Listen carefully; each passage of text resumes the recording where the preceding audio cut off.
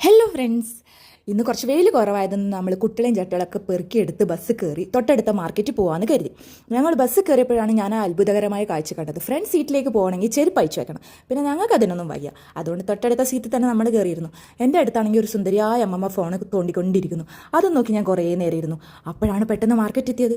Market എത്തി first കണ്ട ഒരു ഷോപ്പിലേക്ക് ഞങ്ങൾ അങ്ങനെ കയറി. ഹായ് മക്കളെ, എന്താ ഡ്രസ്സസ്! ഒരു അടിപൊളി ഷോപ്പായിരുന്നു. മൊത്തം ഗേൾസ് ഡ്രസ്സ് മാത്രം.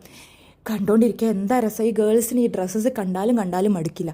അതുകൊണ്ട് തന്നെ ഞങ്ങൾ ഇവിടുന്ന് വീണ്ടും വീണ്ടും വട്ടം കറങ്ങിക്കൊണ്ടിരുന്നു.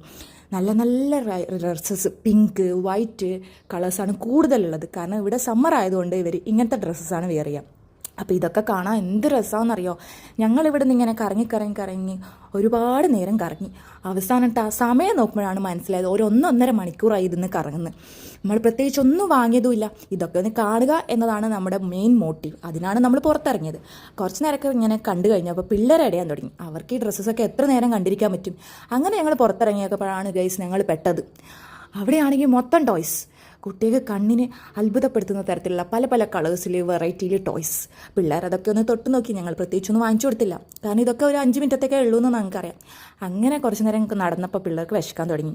പിന്നെ വിശന്നാൽ പിന്നെ ഞങ്ങൾക്ക് പ്രത്യേകിച്ച് ഓപ്ഷൻസ് ഒന്നും ഇല്ല ഇവിടെ. ബർഗർ അല്ലെങ്കിൽ ഫ്രൈഡ് ചിക്കൻ. അല്ലാത്തത് നമ്മുടെ പിള്ളേർ കഴിക്കില്ല.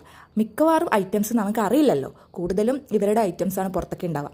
അങ്ങനെ ഞങ്ങൾ ബർഗറിലെ എന്ന ഓപ്ഷനിലേക്ക് മാറി. അങ്ങനെ ബർഗറും കഴിച്ച് കുറച്ച് നേരം അവിടെ ഇരുന്നിട്ട് പിന്നെ ഞങ്ങൾ ബസ്സും പിടിച്ച് വീട്ടിലേക്ക് വന്നു. അത്രയേ ഉള്ളൂ. ബായ്.